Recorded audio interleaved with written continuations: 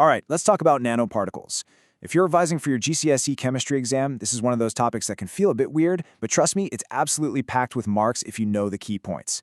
So in this explainer, we're going to break down everything you need to know from the AQA spec, from the basic science to how it's used in the real world. Let's get into it. So, to get us started, here's a little riddle for you. What do three completely different things, like sun cream, industrial catalysts, and the circuits in your phone, what on earth could they all have in common? You guessed it, the answer is nanoparticles. These tiny, tiny particles are behind some of the coolest tech out there, and for you, getting your head around them is going to be a massive help for your exam. Okay, so let's start with the absolute basics. What exactly do we mean when we say nanoscale? Right, this is the official definition you'll want to have locked in. Nanoscience is all about structures that are between 1 and 100 nanometers big.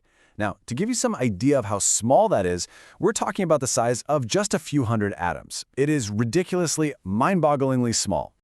But just saying it's small doesn't really cut it, does it? To really get a feel for the nanoscale, let's put it into perspective and compare nanoparticles to some other things. Okay, so your exam board splits particles into three groups. You've got your coarse particles, also called PM10. You can just think of this as regular dust. Then things get smaller with fine particles, or PM2.5. But then look at the bottom.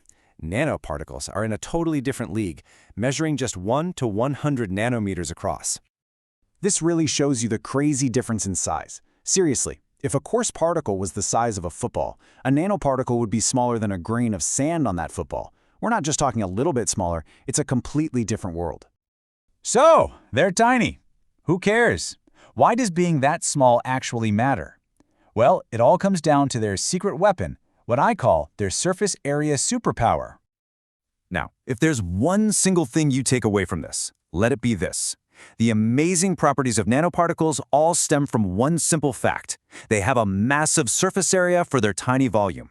That phrase, surface area to volume ratio, is absolutely vital. Think about it like this. Imagine you've got a big sugar cube. It has a certain amount of surface area, right? The 6 sides. Now, what happens if you cut it in half? The total volume of sugar is exactly the same, but you've just created 2 brand new surfaces where the cut was, so the total surface area has gone up. Now imagine cutting it again and again into thousands of tiny pieces. The surface area just keeps getting bigger and bigger, even though the total amount of sugar hasn't changed at all. And this brings us to a really important rule, straight from the AQA specification that you just need to know. As you make a particle's side length 10 times smaller, its surface area to volume ratio gets 10 times bigger. It's a direct relationship. So why is that such a game changer? Well, a huge surface area means a much bigger fraction of the atoms are on the outside, totally exposed and ready to react with things around them. And that's what makes nanoparticles so incredibly reactive and effective compared to the same material in a big lump. Okay, that's the science lesson over. Now let's look at the cool part. Where's the superpower actually being put to use? The list of applications is already huge and it's growing all the time.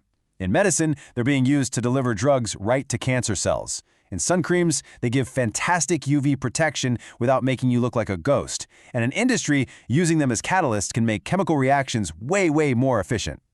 And here's a massive plus side to them being so reactive. It means you need a much smaller amount of material to get the job done. So, you can use a tiny pinch of a nanoparticle catalyst instead of a huge chunk of a normal one.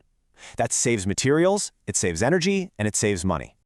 Now, for all of you aiming for those top grades, you need to show that you can do more than just list facts. You have to be able to evaluate.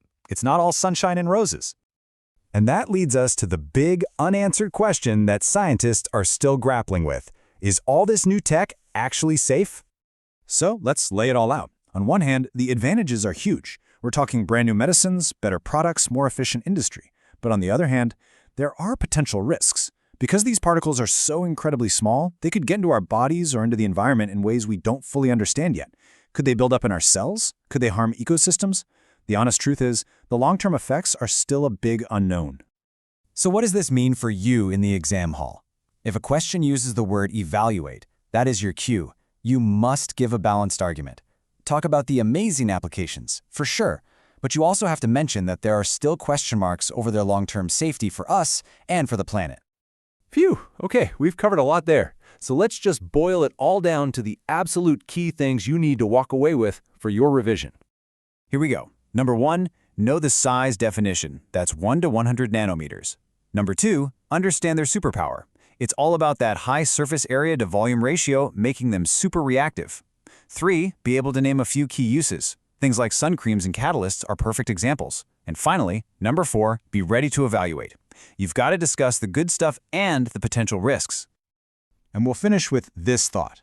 Nanoparticles could genuinely change the world for the better, but the real challenge is figuring out how to use all that potential without accidentally creating a whole new set of problems down the line. Something to think about. All right, that's it. Good luck with your revision.